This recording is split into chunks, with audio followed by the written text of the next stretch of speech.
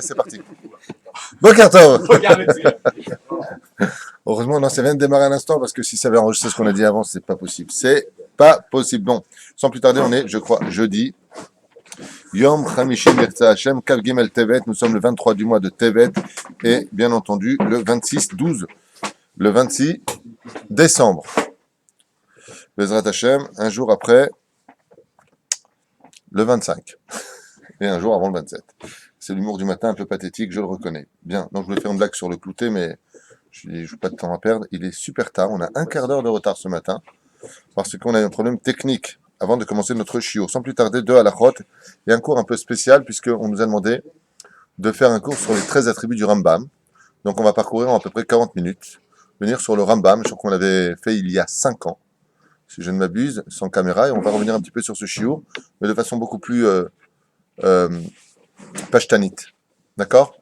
C'est-à-dire, demain, on reprendra Bezrat Hashem Bli Neder, la paracha de Va'era, qu'on n'a pas défini ni de développer. Alors, Batzal Kalouf, Oshum Kalouf, Shava Alav, Alayla Aim Mutar, Le Ochlo. Si j'avais pris, par exemple, ici la question est de savoir, si j'ai pris un oignon, ou si j'ai pris de l'ail, duquel j'ai retiré la clipa, ou en français la peau, je ne sais pas comment vous appelez ça, peu importe. Donc, il est sans aucune protection, on va dire. Ochel Shum Batzal, Obetza Kloufim, même un œuf duquel j'ai retiré la coquille, Ken, Shavar Alehem Alayla, Areze Mitrayev Benafsho. Tu mets ta vie en danger si tu les manges. C'est-à-dire que tu prends ton œuf, tu l'as laissé, ton œuf dur, tu l'as laissé de côté. La nuit est passée dessus, tu le langes le lendemain matin. Si tu arrives quoi que ce soit au niveau de ta santé, sache que c'est de ta faute. Voilà ce que ça veut dire. Ata Mitrayev Benafshecha, c'est-à-dire on t'a dit de pas le manger. Pourquoi? Parce qu'il y a toutes sortes d'esprits, toutes sortes de choses qui peuvent s'installer dessus. Donc, c'est pas possible. La question est de savoir, et si c'est dans un frigidaire, c'est pas marqué ici, je sais pas. Tu prends ton œuf dur, tu le mets dans un ramequin, je crois qu'on appelle ça comme ça, ou un type. Non, c'est pas la même chose. Laisse-moi finir mes phrases. Là où il n'y a pas de couvercle, d'accord? Où tu le mets dans le frigidaire, c'est pareil. Tu peux pas le manger le lendemain. Mais par contre, comment on fait nous quand on prend des oignons pour pas autant s'en mêler? Eh bien, c'est de l'humour. Tu prends un sac en plastique, tu mets ton oignon dedans, tu le fermes bien et tu le mets dans le frigidaire. Là, il n'y a pas de problème. Tu as compris la différence? Parce que sinon, c'est pas, mais là, j'ouvre un oignon, j'ai besoin d'un tout petit peu d'oignon, alors je jette l'oignon. C'est baltachrit. Non, tu ne remets pas stam au frigidaire comme ça, à même le frigidaire, car le frigidaire ou l'extérieur du frigidaire, c'est pareil. Le frigidaire n'est pas considéré dans la halakha comme étant une boîte hermétique. C'est bizarre. D'accord? En tout cas, c'est comme ça. Veu shelo shier tov ikren oklipatan. Mais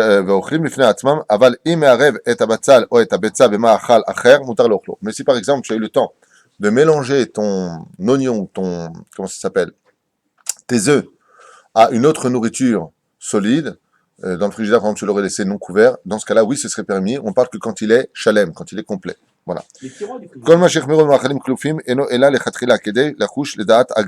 Gaon de Vilna qui explique, Cheikh Mir Bazé Gam Ken Beyamenu, que le Gaon de Vilna dit que même de nos jours, il faut faire attention à cela. Aval Bidi Avad, En le Sor Kevan, Shah Rambam, Shulchan Aruch, Lo Eviu Din Ze Khlal. Étant donné que le Rambam, comme il y a marqué dans le Bia Omer, ne rapporte pas cet interdit, malgré tout, le Bidi Avad, s'il a mangé, il n'a pas fait non plus une avéra, parce que ce serait un interdit des Chachamim. Tu mets ta vie en danger, on n'a pas le droit de mettre sa vie en danger. Deuxième, halakha. Tiens donc, on rentre dans les ribiotes. C'est des halachot qui sont placés comme ça, qui ne suivent pas l'une et l'autre. C'est au jour le jour. Donc ici, il y a marqué Chumrat Isur Alba Beribit. L'interdiction formelle de prêter de l'argent avec intérêt. Car vous savez qu'il est strictement interdit de s'emprunter de l'argent avec intérêt. Je ne sais pas pourquoi. Mais très souvent, je suis tombé sur des gens qui l'ont fait, qui sont empruntés de l'argent avec intérêt et qui m'ont dit oui, j'avais pas le choix. Ma réponse est N d'avoir casé. Pourquoi N d'avoir casé? Qu'est-ce que ça veut dire quand je dis en davar kazé? Si c'est un goy, c'est autre chose. Hein. Même un juif peut prêter de l'argent à un goy avec intérêt. Et qu'on le fasse entre juifs, enlo chalek l'olam haba velo kam etchiat hametim. J'ai pas compris. C'est pas le même din. Aval juif à juif. Ce que ne savent pas les gens, c'est que ouais, mais c'est lui qui m'a prêté l'argent avec intérêt, la vera elle est pour lui. Pas du tout. La vera est aussi grande pour celui qui s'emprunte l'argent avec intérêt, et peut-être encore plus grande pour celui qui s'emprunte avec intérêt. C'est-à-dire, il perd 2 fois. Il perd parce qu'il rembourse plus, et de qui plus est, il perd son monde futur. Les chachamim sont formels, ne se lève pas à Triat Hametim. Donc, ma réponse va être un petit peu dérangeante, mais on n'est pas là pour vous plaire, on a pour parler du ratson d'Hachem, de la volonté d'Hachem et pas la nôtre. Mieux vaut tout perdre que de s'emprunter une seule fois d'argent avec intérêt. Mieux vaut recommencer sa vie à zéro que de s'emprunter de l'argent avec intérêt à un juif. Lama, ata aussi isur chamour meod. Ce n'est pas quelque chose de facile à réparer. Mais quoi qu'il advienne, celui qui l'a fait dans la vie, ira voir un rab qui lui dira comment réparer son crime, en d'autres termes. Même de dire, la halakha nous dit, comme souvent j'en parle avec mon ami ici présent, même de dire merci. Par exemple, tu t'empruntes de l'argent, 1000 shekels, tu rends cet argent, et tu dis merci, c'est poli, tu n'as pas le droit. Voici l'argent que tu m'as prêté. C'est tout. C'est tout, surtout pas merci. Lama, parce que le Shulchan Aruch considère que de dire merci à une personne, c'est un ribit.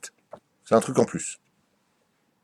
Donc, même les formes de politesse, c'est d'ailleurs un sujet très important pour nous, à savoir que s'il n'y a pas de Torah, il n'y a pas de savoir-vivre. Et pourquoi? Parce que si tu dis, s'il n'y a pas de savoir-vivre, il n'y a pas de Torah. Tu dis, attends, je te prête de l'argent, tu ne dis pas merci. La Torah dit qu'il ne faut pas dire merci. Alors, fais attention. Même dire merci à quelqu'un, c'est considéré comme un retour de quelque chose. Donc, là, la nous dit, Kol, amalve beribit, sauf nechasav leitmotet. Tout celui qui prête de l'argent avec intérêt, ou qui s'emprunterait cet argent avec intérêt, il peut être certain que Dieu le ruinera de toute façon. Vekofer beloke Israël, et on peut dire que cet homme-là a renié le Dieu d'Israël. Vover beshisha lavin, comme c'est marqué dans le Talmud de Baba Metzia, à la page Ain Aleph, Amoud Aleph. Il y a marqué là-bas qu'il passe 6 interdits. C'est pas un seul interdit. Là-bas, on ne va pas ouvrir le Talmud, c'est juste pour lire deux à la chôte du matin. La gravité de la chose. Perouche Moussag, à Ribit. Qu'est-ce que veut dire le mot s'emprunter de l'argent avec intérêt? Ribit Perusha, Nitna, Pitsui, le Baal, Chov, Bekesef, O, Shave Kesef, O Kolana'a. Voilà, c'est marqué ici. T'écoutes? Moshe. O Kolana'a, Shei, Avo, Askamata Alva'a, Leamtin, Ezezman, et pour un Chov. Qu'est-ce que ça veut dire s'emprunter de l'argent avec Ribit? C'est pas simplement reprendre, par exemple, je t'ai prêté 1000, tu me rends 1100, Chazve Shalom. Et là, même une ana'a, même un profit quelconque, même au niveau auditif, tu peux pas profiter de cela.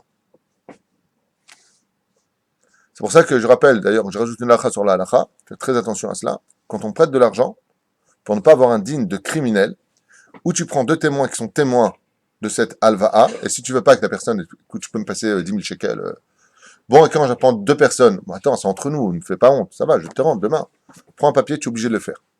Et si tu le fais pas, je crois un Aruch, il dit, Ata nikra rotseach. Tu verses du sang dans le peuple d'Israël. Pourquoi? Pourquoi? Parce qu'il y a plein d'histoires comme ça. Mais dis-moi, quand est-ce que tu me rends l'argent? Mais je t'ai remboursé. Ce sont des barrières, en fait. Absolument. C'est que des barrières. D'accord? Même entre frères. Bah, ton frère, ça va, je suis ton frère. Mais parce que tu es mon frère, il faut le faire. Pourquoi? Parce que l'argent enlève toutes les barrières. L'argent est plus fort que tout sur Terre. On a vu des frères grandir ensemble comme Brett Sinclair et Tony White. Ouais. Et pourtant, hein? C'était des demi-frères. C'était des demi-frères. On s'en fiche, c'est un exemple qui faisait rire. Bien. Tu parles de celui qui était dans la voiture de droite ou de gauche? Enfin, amicalement vôtre. Bien, sans perdre de temps, juste pour finir avec ce que nous avions à dire, c'est très important de comprendre que l'argent enlève toute relation familiale, toute amitié. C'est plus fort que tout, puisque les sages nous ont mis en garde en disant, même les Talmidei Chachamim, ceux qui étudient la Torah, ceux qui savent les secrets de ce monde, quand il y a de l'oseille, ça peut les aveugler. Donc, devant l'aveugle, ne mets pas d'obstacle. Même si tu connais la personne, tu sais qui va te prêter ce qu'il te faut, à moins qu'il te donne un mashkon, c'est ce qu'il y a de mieux à faire, c'est ce qu'il faut faire. Là, j'en profite pour vous dire, une fois de plus, une chose très importante, c'est quand on vous prête de l'argent, bien entendu sans intérêt, sinon ne le touchez pas, cet argent il est maudit, ouais, eh bien, sachez qu'il faut compter devant la personne. Ne dites pas, ouais, c'est bon, je te fais confiance. Tu arrives à la maison, tu comptes, il manque un billet. Tu le rappelles. Écoute, je veux pas t'embêter, mais l'autre, qu'est-ce qu'il te dit au téléphone? Ah, excuse-moi, tu te trompes parce que moi, j'ai bien compté avant de te le donner. Donc, quand il raccroche, que tu le veuilles ou pas, dans le conscient ou le subconscient d'un des deux, l'autre est un ou voleur ou menteur. Vous avez tout compris. Donc, fais ce que te demande la Torah. Combien tu m'as prêté? 10 000. Bouge pas. 1, 2, 3, 4. C'est bon? C'est bon. Tu es d'accord? Je suis d'accord. Au revoir. Signe-moi le papier. Signe-moi le papier. Quand tu rends l'argent, quelle est la date de? C'est comme ça qu'il faut faire. Sinon, mais là, pas de problème. Mais t'es fou ou quoi? Entre toi et moi. Quand est-ce que tu me rembourses? Tu te rappelles pas, je t'ai remboursé. Mais pas du tout, qu'est-ce que tu racontes? Et hop, ça se parle plus. Pourquoi tout ça? Parce qu'après, on dit, tu vois, les Juifs, c'est des voleurs. Tu fais du lachonara sur le peuple d'Israël. Tu perds ton monde futur avec ce que tu viens de dire. Tout ça pourquoi? Parce que tu n'as pas été réglo vis-à-vis d'Hachem. Comme l'or et l'argent, comme c'est marqué dans Chagai, appartient à Dieu. Dieu te dit, quand tu prêtes de l'argent, ça s'appelle comment en hébreu? Le sang. On l'expliquait à propos de la plaie du sang. Comment les Hébreux se sont enrichis à ce moment-là. Parce qu'ils ont voulu faire les Égyptiens, une petite parenthèse sur la paracha, ils ont voulu faire les Égyptiens la même chose qu'ont fait les Hébreux, donc transformer cette eau en sang. Mais tout le monde pose la question, il dit, mais si tout était sang en Égypte, d'où ils ont trouvé de l'eau? Bah oui. Eh bien, ils ont racheté à prix d'or l'eau aux Hébreux. Voilà, tout simplement. Donc, ils buvaient en payant des prix d'or, ils se sont enrichis d'amim, en hébreu veut dire aussi bien du sang que de l'argent. Donc, quand tu prêtes de l'argent, tu prêtes ton sang. De ce fait, il ne faut pas qu'il soit impur quand on te le rende. Donc, enlève toute impureté, fais ce que te demande la halakha, Bezrat Hashem, et on s'arrêtera là pour aujourd'hui. Mais c'est assez intéressant de revenir sur des choses qui peuvent surgir, car on a tous besoin, Baruch Hashem, les uns des autres. Et il faut savoir que, dans ce cas-là, surtout si vous avez besoin d'argent et qu'on vous prête cet argent, et que le mec te dit, non mais ça va, attends, t'es lourd, qu'est-ce qui t'arrive? Vas-y, va. Non, non, excuse-moi. Je prends pas cet argent s'ils font, fais-moi un contrat. Marque-moi bien la date en hébreu et en français. Marque-moi bien les choses. Et surtout que c'est vrai, Shnata Shemitah, je vous mets en garde. Shnata Shemitah, si vous avez prêté de l'argent, cet argent ne vous appartient plus à partir du Aleph Be Rosh Hashanah. C'est pour cela qu'il y a une takana de Hillel Azaken qui a été faite à l'époque du Talmud, bien avant le Talmud, excusez-moi, la takana de Hillel Azaken qui s'appelle takana prosbol. Qu'est-ce que le prosbol? Le prosbol était tout simplement devant un beddin, un témoignage qui permettait avec deux témoins signés devant un beddin, comme quoi que cet argent était prêté et qu'il serait remboursé malgré le shnat hashmita. C'est-à-dire, en d'autres termes, vous savez, dans les chèques, des fois, il y a marqué la moutave bilvad, qui veut dire en français, aidez-moi, la moutave bilvad, c'est que pour lui, pas pour personne d'autre. Il ne peut pas être endossé. Non, ça n'a rien à voir. Tov l'homme échaîné. Barré et avec que pour lui. C'est-à-dire que le nom uniquement de la personne sur le chèque. Personne d'autre que lui ne peut l'encaisser. Bien. Voilà de quoi est-ce que nous parlons. Bien. Qu'est-ce que tu fais des fois? Bien, tu fais deux traits sur les deux traits et tu signes à côté. C'est-à-dire, j'annule les deux traits. C'est ça le prosbol. J'annule le contrat de la Torah qui te dit que tout revient à un premier propriétaire qui est Akadosh Baruch Hu. Ce qui fait que si tu t'as emprunté de l'argent chez quelqu'un et que passé Shnat HaShemitah et t'as pas signé ce prosbol, Minadin, cette personne à qui appartient l'argent n'a aucun droit de te demander cet argent. Aucun droit. Attends, tu me dois de l'oseille. Fallait me courir derrière, mon pote. Tu connais pas la loi juive. Nul n'est censé ignorer la loi, mon pote. Donc, grâce. Pardon? Il faut que la personne vienne devant un beddin, deux témoins, Teoudadze, ou la totale, ça veut dire attention. Mitrayev. C'est pour cela, pourquoi Hillel Azaken a fait cette takana? Pourquoi est-ce que Hillel Azaken a fait cette takana-là très importante? Parce que les riches, dans l'année qui précédait, comme cette année ici présente, qui précédait Shnat HaShemitah, tous les pauvres venaient, tu peux me prêter de l'argent? Ah non, Shnat HaShemitah, je te prête pas, mon pote. Pourquoi? Est-ce que tu vas pouvoir me rembourser avant le mois de Tishrei? Non, mais écoute, oui, t'inquiète pas. Le mot t'inquiète pas, c'est en général le joker de tous ceux qui peuvent faire rendre de l'oseille. T'inquiète pas. Ne le dis pas, agis. C'est pas sourd de le rendre, Hein? malgré que la personne n'ait pas fait ça. C'est strictement interdit de le rendre. C'est strictement interdit de rembourser cet argent qui a été emprunté. Par exemple, la personne maintenant a prêté de l'argent. Viens Shnat HaShemitah, 6 mois ou 2 mois plus tard ou un jour plus tard, après que soit rentrée l'année, tu viens pour rendre cet argent, tu fais un sur de la Torah. Cet argent revient au propriétaire des propriétaires, c'est Akadosh Baruch Hu. Tu n'as pas le droit de le rendre si ce n'est qu'avec le prosbol. Alors il y a d'autres façons, bien entendu, de détourner les choses. Tu fais un cadeau, tu détournes. Aval de venir dire je te rends l'argent que je te dois, c'est assourd. La Torah nous a donné un code de vie qu'on se doit de respecter, qui va beaucoup plus loin que notre petit cerveau pourrait analyser, comprendre ou même approfondir. Beaucoup plus loin. Oui, bien sûr. Donc Moshe m'a pris pour Muraille d'image et allongez-vous. Oui. Le Rav David Benichou, Hashem Shorah Hayeu, que je conseille vivement d'écouter, un vrai Tamit Racham. Il avait des prêts à taux très intéressants. Moi, je montais une affaire, on a fait un prêt à sa banque. Oui. On a prêté l'argent. Et après, le Rav Rothenberg, il m'a dit, mais tu ne peux pas lui encaisser les intérêts qui ont à la banque. Ah, Nachon. Jusque-là, ça allait. Nachon. C'est de l'ana. Mais tu perds de l'argent, je lui dis, attends, mon frère. Il me dit, mais je ne peux pas te les prendre. Nachon. Je lui dis, mais si je t'ai fait cadeau, tu fais ce que tu veux. Là, ah, voilà. Donc, tu vois, donc le Rav David Benichou a rendu cet argent par le biais du cadeau à cause des intérêts de la banque, ainsi de suite. Très bien, très bien. Un cadeau, quoi. Un cadeau. Un cadeau. Un cadeau. Un cadeau. Comment? C'est un cadeau d'argent ou un cadeau Il physique? avait fait un prêt à sa banque. Ah, j'ai très bien compris, c'est juste la fin que... Comme vous verrez ça tout à l'heure au pot de café, comment vous avez réglé votre problème d'intérêt. Voilà. Juste, on referme cette parenthèse Ouais, sur... mais ça revient pareil, là. Il a redonné de l'argent de toutes les façons. Bah, Oui, il a mais dit c'est un il cadeau. faut par un autre, Non, mais- c'est un... Ça revient c'est pas un- pareil. Je lui ai dit que je faisais le cadeau. Si je lui disais pas que je faisais le cadeau, eh ben, il prenait pas ça. Mais attention, même si tu veux rendre, par exemple, cet argent comme un cadeau, il faut vraiment... c'est pas une histoire de schra, je me gratte l'oreille de l'autre côté comme ça. Faire très attention, mamage, de bien séparer les choses. Et je vous dis quelque chose qui va peut-être vous réveiller un petit peu par rapport à cela. Imaginez que Yakadosh Baruch Hu, Be'atzmo Birvodo, il s'approche à ce moment-là. Dès qu'il y a de l'oseille dans ce monde, Dieu, pas pour rien, dit par le prophète Haggai, ça m'appartient, c'est pas à vous l'argent, c'est à moi. Dès qu'il s'agit d'argent, Dieu il fait ça. Chut, il s'approche. Il regarde de très très près.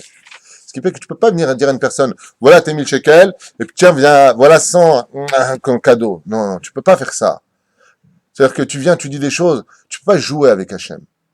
C'est que vraiment, tu attends, rien à voir, un anniversaire, quelque chose, voilà un cadeau, qui n'a rien à voir, il faut vraiment, même ça, il y en a qui disent que c'est pas évident de le faire. Même ça, faire très attention. C'est pour ça que, Bezrat Hachem, qu'un juif fasse extrêmement attention de ne jamais voler quiconque, et surtout pas un non-juif, parce que le juif, même si tu l'as volé qui pour, il te pardonne, mais le goy, lui, il te pardonnera jamais. Et comme le disent les Chachamim, tu te réincarneras automatiquement. Ça veut dire que si tu as voulu voler dans ce monde pour t'offrir une vie de luxe, tu reviendras dans ce monde comme un clochard pour rembourser ce que tu as pris à celui, donc en d'autres termes, qui a été volé par toi, et tu vivras dans la même position, si ce n'est que double de la position que tu as été. C'est pour ça que tout argent mal acquis ne profite jamais. Mamache, jamais. Sans plus tarder, je suis complètement fou, moi, il est super tard. On se lance dans un des principes fondamentaux du Rambam, qui sont, par rapport à l'assimilation dans laquelle nous avons été plongés, les 13 attributs. Voilà, donc on commence sans plus tarder, avec des petits commentaires, puisque le temps nous est compté, sur Bezrat Hashem, les 13 paliers, les 13 stations sur lesquelles Bezrat Hashem, chaque juif, chaque matin, a le devoir de se rappeler. C'est une grande ségoula derech hagav, c'est un grand remède pour l'âme juive, non pas de savoir les lire en hébreu, style j'ai fait l'ulpan chez lire l'hébreu, mais de les vivre quand tu les lis et de les lire avec beaucoup d'émotion. Pourquoi? Parce que vous savez que la émouna, l'adhération à la foi, en d'autres termes, j'adhère, donc j'y crois vraiment, car en français le mot croire veut dire ne pas être sûr. Tu crois? Donc tu vois ce que ça veut dire chez les autres. Chez nous, le mot Amen, le mot Emouna vient du mot justement de El Melech Ne'eman Hashem, c'est-à-dire que nous adhérons vers une direction sur laquelle nous nous allumons pour pouvoir nous remplir de la présence divine en nous, sur lequel nous avons quand même des lois qui, à travers lesquelles, dans les 13 attributs du Rambam, se sont retrouvés dans le Shulchan Aruch, dans d'autres domaines, mais toujours en parallèle de ces 13 piliers. Si une personne croirait ou adhérerait plus exactement à 12 de ces attributs sans adhérer à un seul d'entre autres, c'est-à-dire un autre, il est évident que, sachez-le, si un seul de ce que je vais citer ici n'est pas ancré dans le cœur et inscrit dans la mémoire de l'homme à vie, cet homme-là a absolument tout perdu. S'il y adhère, il a tout gagné. Pourquoi être tout le temps négatif?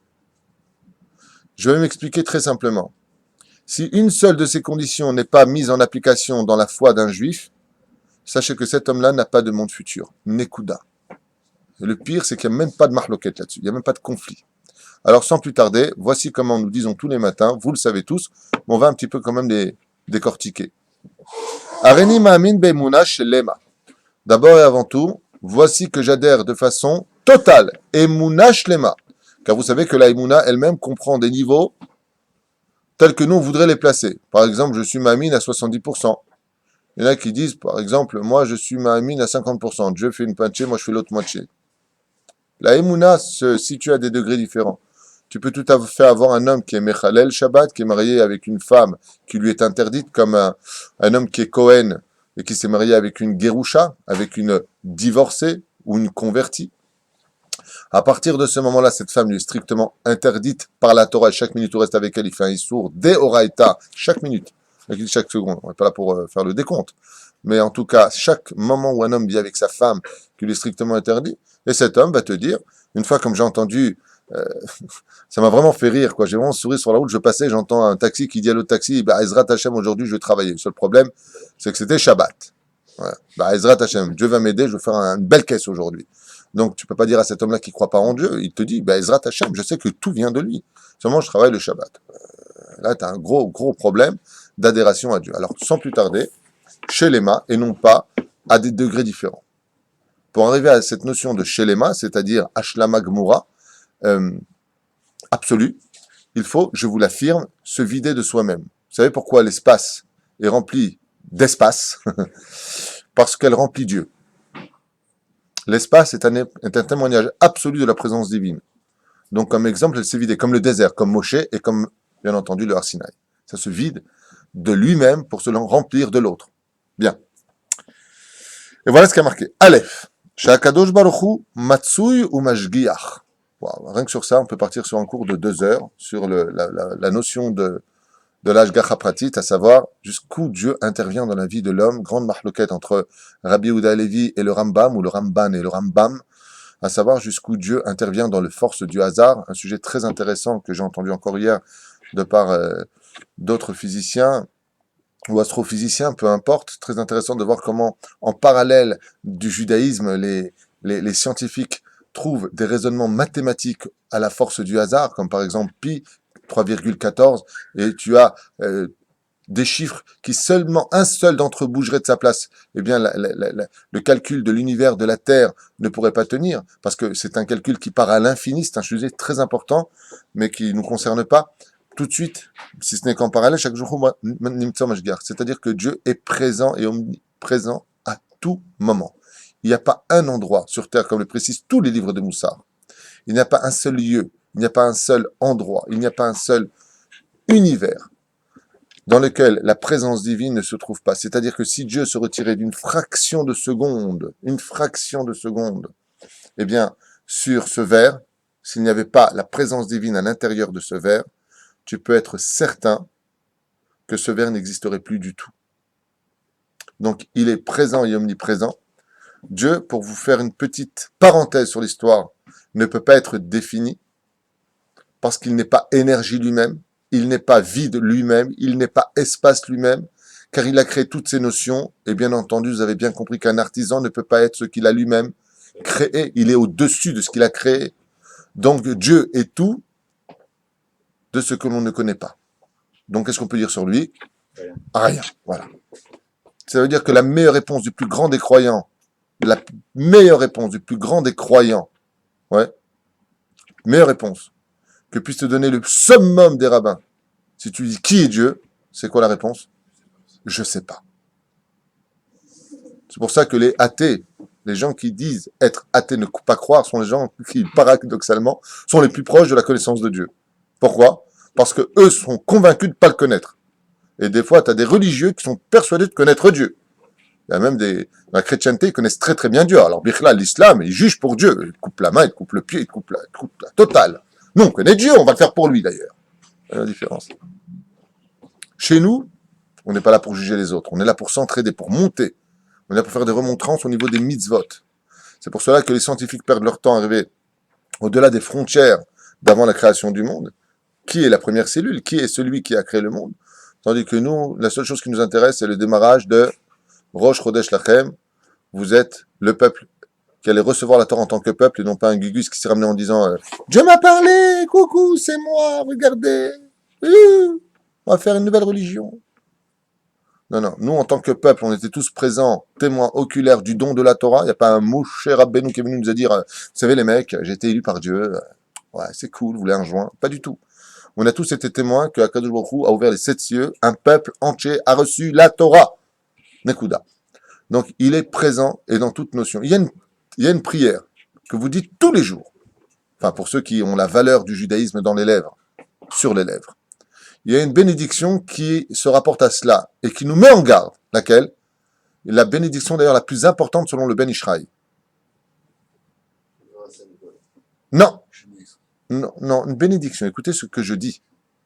Baruch ata Hashem Elokeinu melech haolam Cher yatzar et ha'adam bechokma, voravo nekavim nekavim chalulim chalulim.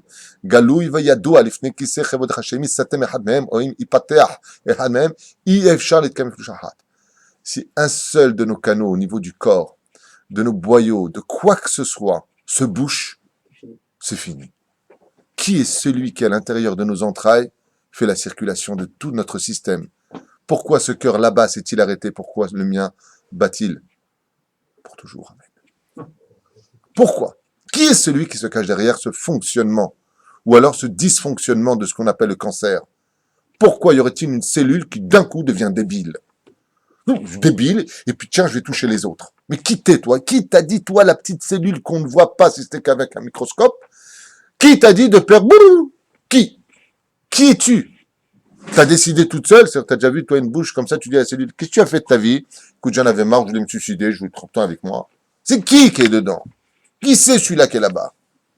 Matsuyu Mashgiach, il est présent et il surveille tout. Akadosh Baruch Hu. Il surveille tout, et tout le monde le sait. C'est pour ça que la meilleure réponse pour ceux qui cherchent Hachem avec des preuves réelles, il n'y a pas une meilleure preuve que de retourner dans le soi-même du soi-même. Tout comme l'univers est englobé d'un univers qu'on ne connaît pas, le monde d'Akadosh Baruch Hu, le monde de la lumière, donc est appelé l'obscurité absolue, parce que l'obscurité, à nos yeux, peut être appelée lumière de l'autre côté, Yotzer Or Mipnei Choshech, c'est un sujet pour lui-même. De la même façon, la meilleure réponse de l'éternité et de la preuve de Dieu se trouve tout simplement au fond de nous. Je vous avais raconté cette histoire avec un de mes oncles. Ouais, Shabbat, j'ai raconté cette histoire. J'avais 17 ans, je venais de faire Teshuvah, Baruch Hashem, chez Zachiti Leitorer, et mon oncle donc venait avec sa voiture, une belle Mercedes comme ça sur le trottoir, et puis il me dit, tu vas où? Alors je lui dis, je vais à la synagogue. J'ai jamais le mot shul, shul ça fait allemand, j'aime pas. Alors je vais à la synagogue, et il m'a dit, pourquoi faire? Moi, je lui dis la vérité, je savais pas quoi lui répondre. Je lui dis, ben pour prier, je crois. Tu sais prier? Pourquoi faire prier? Qui c'est que tu pries? Qui va t'écouter? Alors je lui dis, je sais pas. Je sais une chose, c'est depuis que je suis petit, j'ai toujours ressenti en fond de moi qu'il y avait quelqu'un qui était là. J'ai toujours su ça. Bekitsour, je vais à la Beth Knesset et je vous dis la vérité, quand tu sais pas lire l'hébreu, quand tu n'as jamais prié de ta vie, que tu sais rien, c'était très dur. Je reviens à la Beth Knesset et je vois mon oncle en train de réparer son moteur, donc avec la clé la molette comme ça, qui bien entendu tournait, le moteur était chaud. Et au moment où j'arrive pour lui dire Shabbat, Shabbat, Shabbat Shalom, tonton, je m'impose la main. Il jette la clé à molette par terre, il commence à hurler, maintenant je suis juste derrière, hein, même pas 50 cm de lui, et il se met à parler en arabe avec quelqu'un que je ne vois pas. Parce qu'il s'est brûlé la main, tout simplement. Sa main a touché le moteur qui était chaud, il jette sa clé à molette, et d'un coup il commence à dire Ya Rabbi, mais Rabbi maintenant je sais que ça veut dire Dieu quand même, hein, je ne suis pas idiot, ça veut dire du mot Rav, Dieu est un grand Rav, et il commence à parler, et qu'est-ce que je t'ai fait en arabe? Et j'en ai marre, c'est quoi ce mazal de fou? Et à ce moment-là, je lui ai dit, tonton, tu peux m'apprendre à prier? C'est extraordinaire, comment toi, tu pries mieux que moi. Moi, je dis des trucs, je comprends rien, mais toi, tu sais prier Dieu. Alors que juste avant, il me dit, moi, je crois pas en tout ça. C'est-à-dire que, dans l'absolu de l'intériorité, on sait très bien que Dieu existe. C'est évident. Alors, on peut l'appeler le hasard, le grand mazal, on peut appeler la destinée, appelle-le comme tu veux, hein. La grande force, le grand chef d'orchestre, mais il est là. Akadosh Baruch Hu, est-ce que tu es conscient que Béhémet, pas il existe, parce que faut savoir que les trois philosophes, qui sont les piliers de la philosophie grecque, témoignent que Dieu existe. Tout le monde dit que Dieu existe. Mais à quelle limite il existe? Dans le judaïsme, Dieu rentre dans l'intimité du juif, jusque dans son lit, jusque dans son rêve, jusque dans sa façon de manger, de s'habiller, de boire, de parler, de ce que tu vas dire, de ce que tu dois penser. Dans le judaïsme, on te dit tout. Akadosh Hu t'accompagne dans tout. Ce qui fait c'est que si tu es conscient des choses, quand tu vas en boîte de nuit danser avec une meuf qui t'est strictement interdite, au niveau du lieu, au niveau de l'endroit, au niveau de la musique, tu n'as pas le droit d'écouter, étant donné que tu ne vis que par rapport à l'émanence divine qui te fait vivre tes chromosomes, tu as emmené Dieu avec toi là où tu te trouves. Quand tu mets ta main pour voler quelqu'un, tu mets Dieu avec toi dans le vol. Parce que si ta main peut s'ouvrir et se fermer, c'est parce que Dieu te le permet. Ça veut dire que tu as mis Dieu dans la boue. Réfléchis bien avant d'agir. Quand tu embrasses une fille qui t'est interdite, comme ta femme, c'est l'Enida, tu mets Dieu dans la Touma. Il n'y a pas d'échappatoire. La plus grande force d'un Baal Emouna, je vais te donner un exemple pour toi, Émile. Pour toi et pour moi, hein, je ne suis pas mieux que toi. Le jour où une personne sera capable d'être avec une caméra sur la tête, partout où il va, le jour comme la nuit, regardé par la terre entière, en disant, moi, j'ai pas de problème qu'on me regarde, j'ai rien à me reprocher du matin au soir, celui-là, c'est un number one. Mais qui est capable de supporter une caméra s'il est vu? Qui ne voit pas des choses interdites? Imagine que ce soir, je viens, je me place une caméra dans vos yeux et qu'à la synagogue, je mets exactement ce qu'ont regardé vos yeux toute la journée d'aujourd'hui. Il n'y a plus personne. Tout le monde se barre. D'un coup, tu vas voir comme ça des hanches de femmes qui passent. Oh, tu regardais ça? Tu comprends ce que je veux te dire? Pire encore. Imagine que j'ai un appareil sophistiqué qui vont placer toutes les pensées qu'on a vues aujourd'hui. Et là, ça s'inscrit au tableau devant tout le monde. Tu perdais la respiration d'un coup. Hop! Les pensées! Dieu voit les pensées, Dieu écoute les paroles, bien entendu, et voit nos actions. Voilà, ben lui déjà, il veut partir, c'est là, fatigué. Le grand ménagère. Ça va, David? Tu tiens le coup? Ça va, ça va. Il va prendre de l'eau, je crois. C'est ça, être un vrai Mahamine. C'est pas simplement, ouais, je sais que Dieu est partout, Dieu c'est mon copain. Pas du tout. On avance. Ve'u ehad. Alors ça, bien entendu, ça vient donner une grande claque à cette fameuse situation dont Abraham fut celui qui va dévoiler, parce qu'il faut savoir qu'avant Abraham, bien entendu, il y avait des monothéistes, puisqu'il y a marqué dans la Mishnah 1 du 5e chapitre de Masechet Avot qu'il y a eu 10 générations de Adam jusqu'à Noach, de Noach jusqu'à Avraham Avinu, donc 20 générations de tzadikim qui tous étaient monothéistes. Seulement, ce qu'il faut accepter de comprendre, c'est qu'Avraham va être celui qui va dévoiler l'unité de Dieu, un Dieu monothéiste, un Dieu Baruch Hashem qui est unique, qui n'a pas besoin de l'Olympe avec le Dieu de la guerre, le Dieu de l'amour et tout ce qui pourrait s'ensuivre. On n'a pas de temps à perdre avec eux, et encore moins, bien entendu, la trilogie de Dieu, Jésus, Marie et les petits frères et les bâtards. Chas Shalom, une fraction de seconde d'imaginer une chose pareille, que Dieu aurait une maman et ainsi de suite. Car ça voudrait dire, en d'autres termes, que j'ai descendu Dieu dans le domaine de la compréhension. Car je le dis une fois pour toutes. Il y a une espèce de maladie psychologique où les gens veulent absolument comprendre qui est Dieu. Ouais, si Dieu était comme ça, alors pourquoi il n'a pas fait comme ça? Il était Dieu pendant le choix, il était où? Il y a que des, comment dire, il y a que des raisonnements où on veut faire descendre Dieu dans l'esprit humain. C'est bien, si tu veux, mais c'est pas possible. Et je le dis en une seule phrase parce qu'il est tard, mais cette phrase-là est à mettre dans un coffre-fort et l'observer tous les jours. Le jour où vous comprendrez Dieu, c'est que vous serez vous-même devenus des dieux. Vous comprenez ce que je viens de dire? C'est pour ça que dans la mythologie, il parle avec Dieu. Ouais, mais enfin bon, Dieu, bon, je vais te convaincre, je vais... Non, non, arrête ton délire. Akadosh Baruch Hu est unique. Il n'a ni père ni mère, il n'a jamais été créé, et il est à la source de toute matière et de toute énergie. Il a créé l'atome. On avait fait un shiur sur ça, que le premier atome de la création du monde se trouve dans le mot et. Et à l'envers, fait le nom du mot atome, cellule. D'accord? Bon, c'est un sujet pour lui-même, on ne va pas revenir dessus. Aval Akadosh Baruch Hu est unique. Chas v'shalom, d'imaginer une fraction de seconde, autre chose que cela. Il n'y a pas deux divinités, il n'y a pas Dieu et le Satan. Chas v'shalom. Le Satan, c'est un sous-fifre d'Hachem. C'est un serviteur de Dieu, qui n'est là que pour donner le libre arbitre à l'homme dans son système de synonymes, d'accord, pour être la balance entre les forces du bien et les forces du mal, c'est tout. Mais on a vu que le Satan lui-même, quand un homme respectait Hachem, le bénissait. Il n'y a pas de deux chas v'shalom divinités. À Dieu préserve. On avance. Vin au gouffre, vin de moutagouf. Ch'tuyot. Avec les cornes, là, ils l'ont rendu cocu. Ouais. Les carnets, ça veut dire ils ont fait la lumière de Moshe, ils ont fait 2 cornes, une statue avec 2 cornes. Des ch'tuyot. Shem l'oroche velozanav. Tov. Vin au gouffre, vin de moutagouf. Bien entendu, Dieu n'a ni corps, ni partie de corps, ni aucune figurine de corps. Akadosh Baruch Hu, comme vous l'avez bien compris, il ne peut pas y avoir de matière s'il n'y a pas d'énergie, car l'énergie, c'est la matière. L'énergie, c'est la matière, automatiquement. Donc, il peut y avoir une énergie, d'ailleurs, qui est appelée dans le monde de la Kabbale, comment on appelle l'énergie? Chashmal, il y a Féméod. Il y a ici des livres de Kabbale qui en font, Baruch Hashem, de grands résumés qu'on appelle le Chashmal. Le Chashmal, c'est une énergie. L'énergie permet la concrétisation des atomes et de la matière. Donc, il est évident que si Dieu ne peut pas être ce qu'il a créé, automatiquement, il n'est pas ni matière, ni énergie. et il n'est pas non plus le vide, ni l'espace. Donc il est au-dessus de tout cela. Le Rambam nous dit, fais attention, ne viens pas t'imaginer une fraction de seconde que Dieu a créé l'homme à son image, veut dire qu'il a une tête d'homme.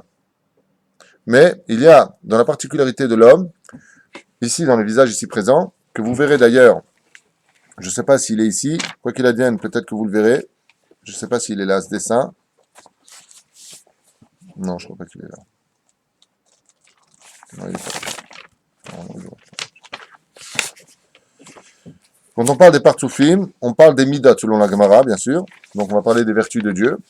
Mais on parle de tout ce qui touche. Bon, alors ici, le dessin, il est là, mais il est pas convaincant parce qu'il ne figure pas tel qu'on aurait pu le comprendre. Vous voyez? Ici, par exemple, vous avez, quand on parle au visage, la golgolette, le crâne. Ça représente Keter. Ensuite, vous avez le moach, c'est-à-dire le cerveau. D'accord? C'est la chokhma. Ensuite, vous avez le cerveau de gauche, c'est la bina. Ensuite, vous avez, regardez bien comment c'est placé ici, vous avez le da'at, d'accord, qui descend au niveau du chotem, c'est le nez. Ensuite, vous avez le aïn small, l'œil gauche, d'accord, qui est représenté ici. Non, pardon, ici c'est le ozen, excusez-moi, tant pour moi, c'est l'oreille. Donc du Shem Havaya de chaque côté. Ensuite, vous avez ici les yeux, œil droit, œil gauche, P, vous avez la bouche. Normalement, comme ça, on fait un dessin et vous avez vraiment un visage d'humain. Alors, quand on vient te dire que Dieu a fait l'homme à son image, ça veut pas dire que Chaz v'Shalom, Dieu, comme l'ont compris les chrétiens, j'y sais ou j'y suis pas, avec une espèce d'homme, Chaz v'Shalom. Le Messie n'est pas Dieu du tout, Chaz v'Shalom. Le Messie vient d'un papa qui va aux toilettes quand il a mangé des faillots et une maman qui rote si elle a bu du Coca-Cola. Que ce soit très clair, on parle d'humains, ce sont pas des divinités. Ce sont simplement des gens à qui on doit un peu plus de respect parce qu'ils ont un signe de royauté sur eux et qui représentent, comme un grand rave, tout simplement, le rapport entre un homme et son créateur. Comme c'est marqué, Vatelech Rivka Lidrosh et Hachem, quand il y a des questions à poser à Dieu, va voir le rave. À Kamana, le rave, lui, connaissant le mode d'emploi de la Torah mieux que toi, en d'autres termes, va te donner une réponse qui correspondra à la volonté d'Hachem. Car une lettre d'un roi, c'est sa volonté, c'est le roi lui-même. Oyez, oyez, au nom du roi. Donc c'est exactement ce que veut dire la Torah. La Torah, c'est le oyez, oyez de Messire pour dire au peuple ce que Dieu attend de lui.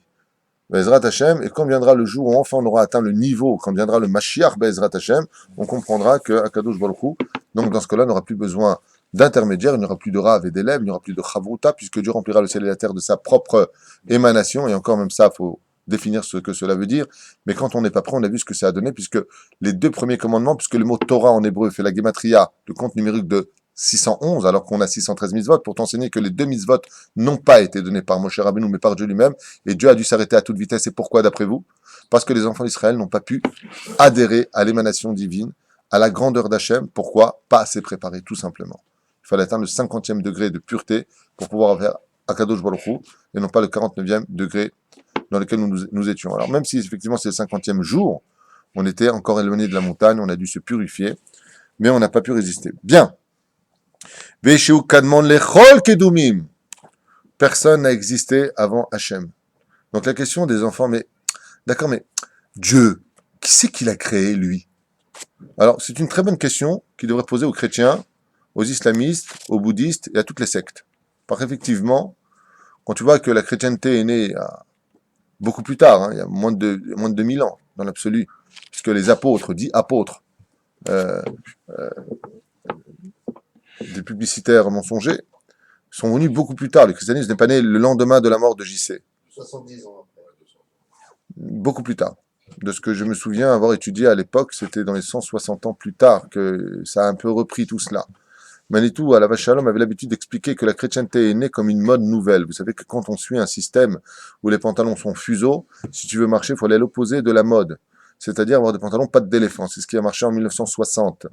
70. Pourquoi? Parce que je veux être différent. Quand on était dans une époque de barbarie absolue, disait Manitou, je recite Manitou, où les gens criaient parce que les lions leur couraient derrière et qu'ils adoraient le massacre du sang, comme on le voit aujourd'hui dans les cages, les combats qui ont lieu où tout le monde hurle quand celui-là, il est mort. Ah, attends, je veux voir comment il est mort. Quand tu vois dans les sites de YouTube, 15 millions de personnes, c'est parce qu'il y a un mort à voir, qu'il y a un mec qui va mourir.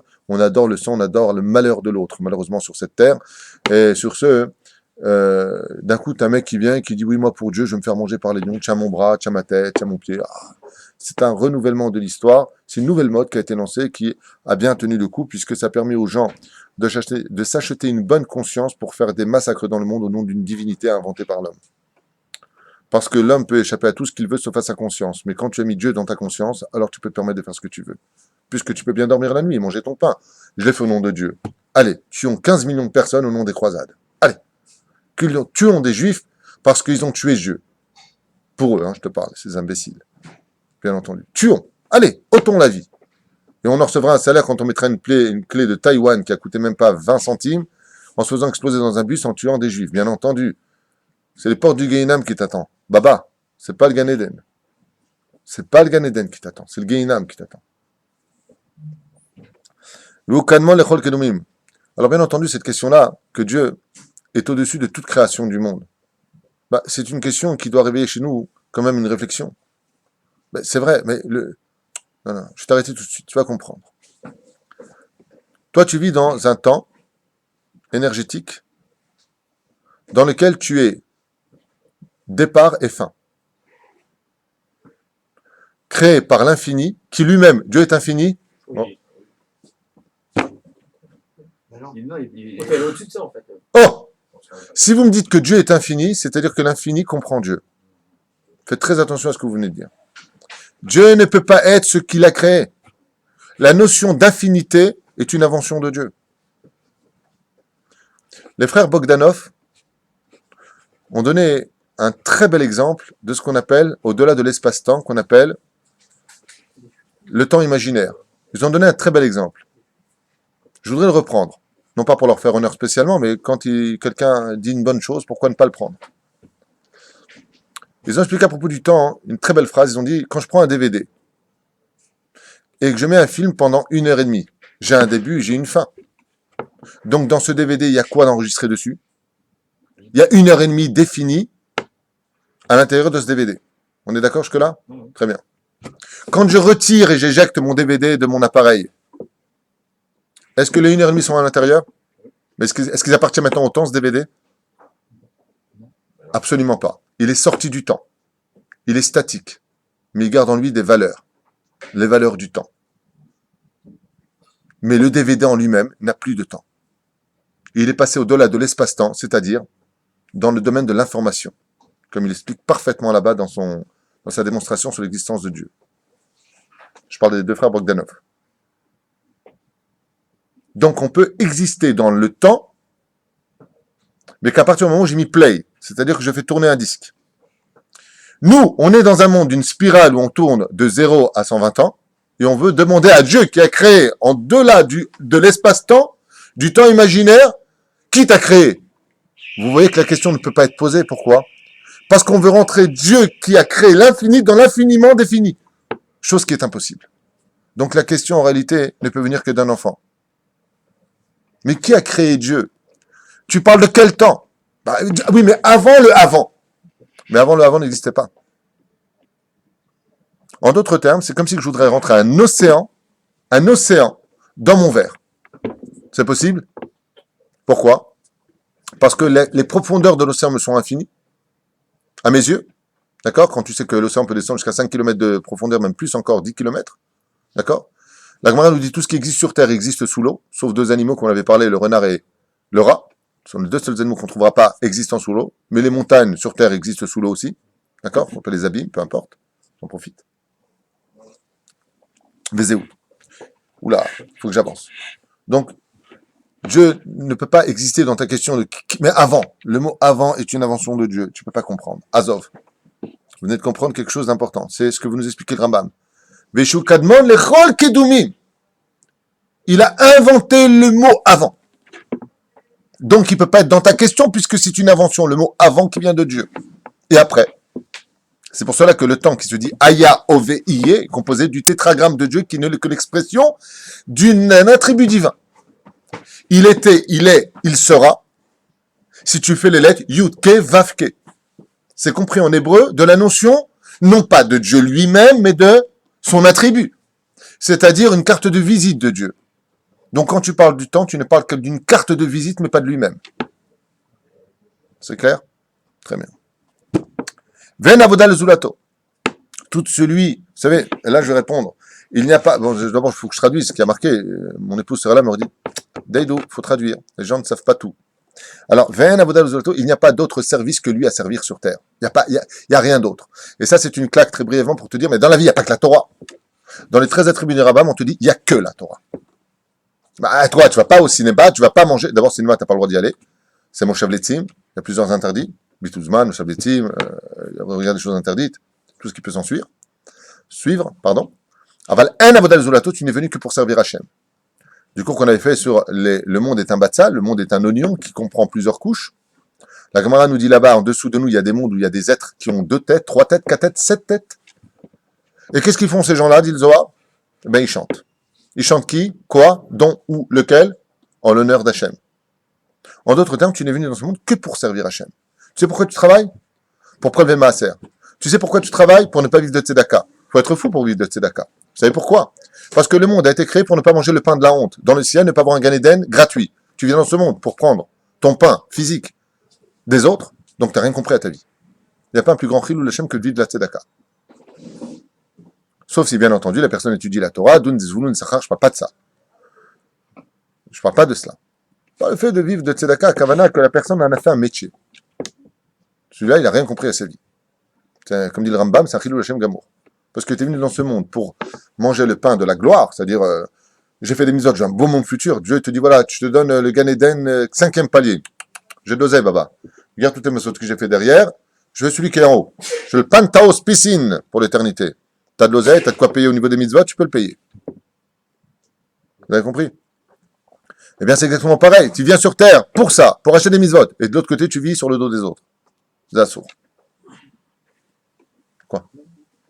Mais attention, quand je dis assourd, ça veut dire que c'est une mitzvah pour nous de donner la tzedaka, d'aider les gens qui ont vraiment besoin. Ça veut dire qu'en d'autres termes, quand quelqu'un est vraiment pauvre, qui ne vit pas de tzedaka, quelqu'un qui ne vit pas de tzedaka, celui qui ne va pas baser sa vie non plus sur le hasard. Vous avez remarqué que dans ma Masechet Makot, il est marqué là-bas qu'une personne qui joue au loto, qui joue au dé, qui joue au goral, en d'autres termes, qui joue aux cartes, ne peut pas être témoin.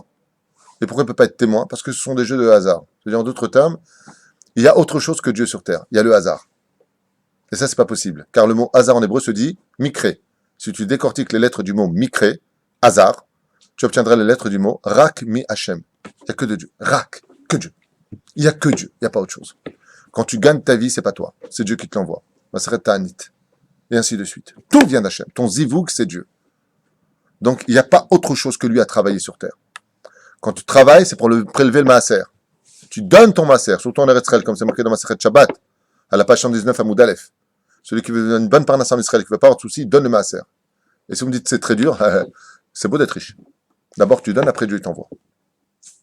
Prélever le maaser sur tout ce que vous avez en Eretz Israël, c'est marqué noir sur blanc dans la Gemara, tu auras l'opulence ici. C'est beau d'être dans le pays de Casimir, comme j'ai l'habitude de le dire.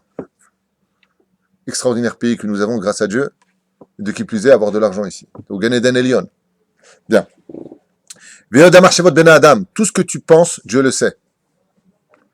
Regardez le cours qui s'appelle « Je pense, donc qui suis-je » Très bon cours à voir et à revoir sur le site. Chanevois émettent que la prophétie est vraie. Tout ce qu'ont dit nos prophètes sont des prophéties absolues. Tu n'as pas le droit de dire oh non, le Amos, moi j'aime pas. Séphania, ouais non, j'aime bien, mais je l'aime pas. Je préfère Jérémie. Par contre, Ovadia, non, c'est pas ma cam. En d'avoir casé. Mais ce n'est pas fini. Chez Moshe Rabbeinu alav shalom, ou adon lechol neviim. Et attention, voici encore une claque pour l'islam. Juif d'Israël, fils d'Abraham, de Yitzhak et Yaakov, faites très attention. Car l'islam a voulu faire passer Moshe pour le nom de Moussa. Moussa, Mohamed, Chas vechalil avechas. Le plus grand et unique prophète de l'histoire était Moshe Rabbeinu, il n'y en a jamais eu d'autre que lui. Surtout que les autres n'ont jamais été prophètes, ni JC, ni Moussa, ni Mohamed, ni tout ça, bien entendu. Mais vous savez quoi? Pour les autres, qui vivra verra. Torah kulan etuna min hashamaim. La Torah écrite et la Torah orale ont été données uniquement par Dieu lui-même. Comme le dit d'ailleurs la Torah elle-même. Tout ce que, pas la Torah elle-même, les commentateurs l'expliquent. Tout ce qu'un Talmid Vatik Atid Lichtov, Nitna Betorat Moshe Be'ar Sinai. Comme on a vu Rabbi Akiva qui expliquait 3000 halachot sur les tagines de la Torah, expliquait des halachot. Moshe dit, mais je comprends pas ce qu'il dit. Oui, mais tout ça, c'est Moshe qui l'a reçu au Har Sinai. C'est-à-dire que quand tu parles du Shulchan Aruch, ne viens pas dire c'est l'homme qui l'a écrit, en douille. Parce que toutes les lois du Shulchan Aruch sont prises de la Torah elle-même. Alors tu dis, mais c'est l'homme qui l'a écrit quand même. Rabbi Yosef Karo, c'est un homme, arrête tes bêtises. Et là, je repose la même question que j'ai l'habitude de voir avec vous. Quand tu écris, qui écrit, le stylo ou la main? Réponse. Et moi, je dis le stylo, qu'est-ce que t'en penses? Essaye d'écrire avec ta main sans stylo. Alors, qu'est-ce qu'il faut? Il faut les deux. Donc, quand tu dis que le Shulchan Aruch a été écrit par l'homme, tu te trompes. C'est comme si qui dit, l'enfant, j'ai fait avec moi et ma femme. C'est impossible. Parce que l'homme ne peut créer que le corps, mais pas l'énergie qui rentre à l'intérieur, c'est-à-dire l'âme. Il faut 3 associés du Lagmara dans les Bamot, papa, maman et Hachem. On est bien d'accord. Mais chez l'autre, ne sois pas un réformiste, Chaz Veshalom, qui viendrait changer la Torah. La Torah est immuable. Ne la fais pas descendre parce que les autres sont en bas. Mais fais monter les gens vers la Torah. Donc la Torah ne peut pas changer. Ouais, mais avant, il n'y avait pas d'électricité. Chaz Veshalom. Il y a ce qu'on appelle des dérivés, il y a ce qu'on appelle des doumia dans le Shulchan Aruch. Zedomeleze, lotevaru esh bechol mojotechem, lotivne. Tu ne construiras pas par rapport au fait des melachot qui avaient lieu dans le Beth Amikdash pour le Mizbeach. Ne crois pas que Dieu est un frayeur et regardez bien ce qui est marqué dans les attributs du Rambam, celui qui était si positif dans sa façon d'être et d'exister. Il existe une punition pour les Rechaim. Il existe un salaire pour les tzadikim.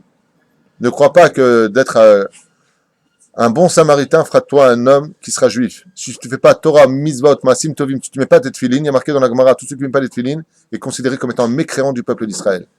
C'est un rachat. Il y a marqué Dieu donnera une punition terrible pour ceux qui n'ont pas écouté sa volonté et donnera un salaire incommensurable pour ceux qui auront fait sa volonté. Donc, annule-toi, arrête de dire « je pense », car en toi, il y a Yetzeratov, Yetzerara. Quand tu penses, définis qui pense pour toi. Et si tu n'as pas de Torah, tu peux être certain que tu n'as que des serpents et des scorpions qui pensent pour toi. C'est ce que dit le Zohar, c'est pas de moi. Chez Avo Melech HaMashiach, nous avons l'obligation d'attendre le Melech HaMashiach chaque jour de notre vie et ne pas dire « ouais, bon, écoute, ça va, on a déjà entendu le Mashiach, quand il viendra, on y croira. » Chaz v'shalom, tu ne crois pas en Mashiach, tu perds ton monde futur. Marqué dans la Gemara, Masechet Shabbat, page 31. Et chez Ametim, Atidin Lichiot, ouais, personne n'a vu qu'il y aura la résurrection des morts. Et là, j'ai l'habitude de répondre cette fameuse phrase, d'ailleurs, qui fait souvent rire, mais qui est tellement vraie. Sans reprendre pour autant ce que nous raconte la Gemara, même sur Cléopatra, qui a prouvé qu'il y avait la résurrection des morts. Mais j'ai une question à vous poser. Là, j'existe devant vous? Oui. Est-ce que d'avant d'exister aujourd'hui, le David plutôt que vous voyez en face de vous, est-ce qu'il existait avant? Non. Mais j'existe. Donc j'existe de non-existence, on est bien d'accord. Qu'est-ce qui est plus difficile de croire? Quelqu'un qui existe parce qu'il avait déjà existé, ou quelqu'un qui existe alors qu'il n'existait pas? C'est beaucoup plus difficile de croire que quelqu'un puisse exister alors qu'il n'existait pas. Donc comment est-ce que tu peux dire ouais, la résurrection des morts, je n'existe pas? Parce que la résurrection des morts, c'est l'existence de quelqu'un qui a déjà existé alors que j'existe, alors qu'il n'existait pas. Arrête d'être en douille. Vous comprenez ce que je viens de dire? Tant mieux pour ceux qui ont un peu de séchel. D'autres exemples sont donnés dans la Gemara, puisque on a vu que des fois, quand tu plantes une graine, pour qu'elle puisse germer cette graine, qu'est-ce qu'il faut qu'elle fasse? D'abord qu'elle pourrisse, qu'elle arrive à la noirceur la plus absolue, qu'elle soit morte. Et c'est de la mort qu'elle commence à germer. Donc, Triat Ametim. Et je vous laisse avec, c'est tout, on a fini. Yiratzon, Bezrat Hashem, chaque jour de notre vie, j'ai fait un petit condensé. Normalement, chaque titre, c'est un shiur. Et là, un petit condensé comme ça pour le matin. On m'avait demandé de faire ce cours. Je dis pourquoi pas ce matin, après tout. Les 13 attributs du Rambam, Bezrat Hashem. Pour tous ceux qui ont des questions, bien entendu, sur tout cela, sachez qu'il n'y a aucune mitzvah de prouver l'existence de Dieu. Et de qui plus est, tout comme je ne pourrai jamais peut-être vous prouver que Dieu existe réellement, j'en doute, vous ne pourrez jamais me prouver de votre côté que Dieu n'existe pas. La seule chose que vous pourrez faire de votre vie, c'est de donner des noms différents. Mais lui, c'est lui qui te fait vivre. Et si vraiment tu recherches Hachem, cherche-le au fond de toi, mais n'oublie pas un détail. Si Dieu existe, comme souvent le disent des scientifiques, quand on a posé une fois la question à des scientifiques, je ne me rappelle plus à quel congrès, on dit, mais vous parlez du hasard, du chef d'orchestre, pourquoi vous ne l'appelez pas Dieu? Et ce goy, ce scientifique non-juif a répondu une très belle phrase. Il a dit, mais parce que si je l'appelle Dieu, ça va me soustraire à ses lois. Et moi, je veux avoir l'expression libre de ma pensée, de ma parole, de mon acte. Tandis que dans le judaïsme, c'est le contraire. Tu n'es pas libre de penser ce que tu veux. Je ne peux pas penser à la voisine de l'autre. Je ne peux pas dire l'expression de ce que je veux. Lachon hara motzi shem ra. Et je ne peux pas faire ce que je veux, car j'ai des interdits. Dieu te donne un conseil. Il y a la vie, il y a la mort. Je te donne un bon conseil. Prends une bonne assurance vie, car j'existe. J'ai donné un mode de conduite Suis-le, tu seras heureux. Ne le suis pas, tu en paieras les conséquences. Quand tu passes au feu rouge, ne t'étonne pas de mourir si tu as fait un accident. Tu as pris des risques. C'est comme le vol. Tu te fais attraper, ne te plains pas de faire de la prison. Baruch Adonai Olam Amen, Amen, jusqu'au jour où on se retrouve.